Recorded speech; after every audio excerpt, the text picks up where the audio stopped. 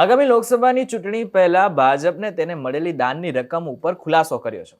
પાર્ટીને 2022-23 દરમિયાન 720 કરોડ રૂપિયાનું દાન મળ્યું હતું, જે દેશની 4 મુખ્ય રાજકીય પાર્ટીઓને મળેલા કુલ દાન કરતાં 5 ગણું વધારે છે.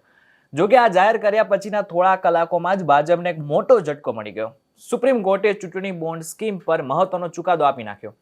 કોર્ટે ઇલેક્ટોરલ બોન્ડ સ્કીમ રદ કરી નાખી. ત્યારે તેની શું અસર થશે જાણીશું આપણે આ વિડીયોમાં. નમસ્કાર, આપની સાથે હું છું કરણ.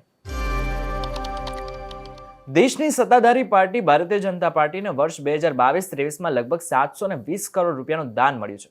ભાજપને દાનમાં મળેલી રકમ અન્ય 4 રાષ્ટ્રીય પક્ષો કોંગ્રેસ, આમ આદમી પાર્ટી, કોમ્યુનિસ્ટ પાર્ટી ઓફ ઇન્ડિયા, માર્ક્સિસ્ટ અને નેશનલ પીપલ્સ પાર્ટી એટલે કે NPP દ્વારા મળેલી કુલ રકમ કરતાં 5 ગણી વધુ છે. આ માહિતી એસોસિએશન ફોર ડેમોક્રેટિક રિફોર્મ્સ એટલે કે ADR આપી છે. ભાજપને 7,945 લોકોએ દાન આપ્યું છે, જેમાંથી ભાજપને 719.8 કરોડ રૂપિયા દાનમાં મળ્યા છે, જ્યારે કોંગ્રેસ પાર્ટીને 894 લોકોએ ડોનેશનમાં 79.92 કરોડ રૂપિયા આપ્યા છે. ઉલ્લેખનીય છે કે Congress, Aam Aadmi party, national people's party એટલે કે NPP અને CPIને આ તમામ સમયગાળા દરમિયાન મળેલા કુલ દાન કરતાં ભાજપને મળેલું દાન 5 ગણું વધારે છે. ઉત્તર પૂર્વમાં NPP એકમાત્ર રાજકીય પક્ષ છે જેને રાષ્ટ્રીય પક્ષનો દરજ્જો મળેલો છે. હવે વાત એ છે કે આ દાન સૌથી વધુ કયા રાજ્યમાંથી મળેલું છે.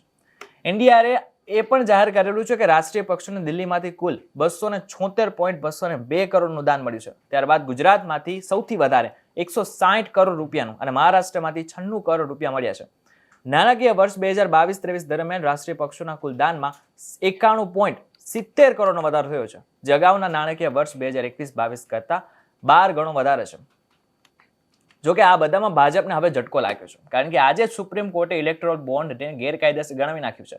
સુપ્રીમ કોર્ટનું કહેવું છે કે ઇલેક્ટોરલ બોન્ડ સ્કીમને ગેરબંધારણીય જાહેર કરીને તેને રદ કરવી પડશે. હવે એકવાર એ પણ સમજી લઈએ કે ચૂંટણી બોન્ડ છે શું.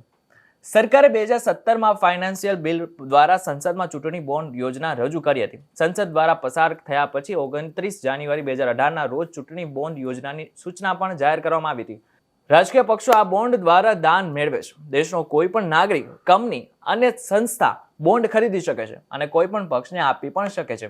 આમ જોવા જઈએ તો ભાજપને સૌથી વધુ દાન આવી રીતના કંપનીઓ તરફથી મળેલું છે. ત્યારે હવે સરકારે આ બોન્ડ ગેરબંધારણીય સાબિત કરતા ભાજપને હવે કયો પૈસો ક્યાંથી આવ્યો છે તેનો હિસાબ આપવો પડશે. આ બાબતને લઈને તમારું શું કહેવું છે અમને કોમેન્ટ કરીને ચોક્કસથી કહેજો. વિડીયો થકી તમને કોઈ માહિતી મળી હોય તો વિડીયોને લાઈક અને શેર જરૂરથી કરજો તથા આવા જ અન્ય સમાચારો માટે અમારી ચેનલ નિર્ભય ન્યૂઝને સબસ્ક્રાઇબ કરવાનું ભૂલશો નહીં. આભાર.